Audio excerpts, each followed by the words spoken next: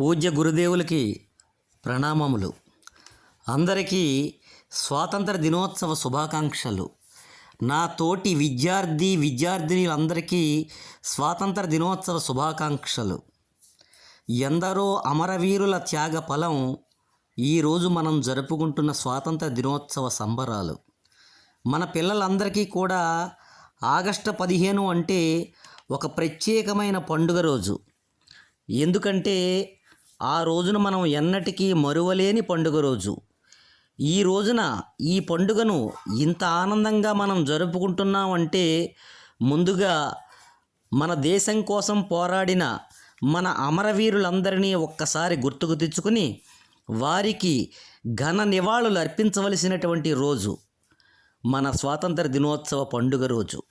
మన అమరవీరులు అల్లూరి సీతారామరాజు, భగత్ సింగ్, సుభాష్ చంద్రబోస్, ఇలా ఒకరా ఇద్దరా ఎందరో అమరవీరులు పోరాడి మనకిచ్చిన పుణ్యభూమి మన భారతదేశం.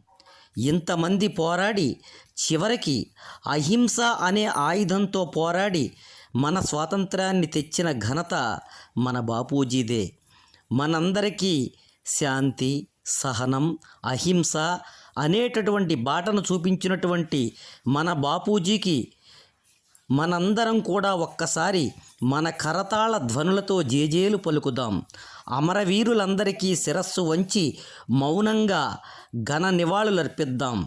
మన సంస్కృతిని, మన భరత జాతిని మరువకుండా మనందరం స్వాతంత్ర దినోత్సవ పండుగను జరుపుకుందాం, సంబరాలు చేసుకుందాం.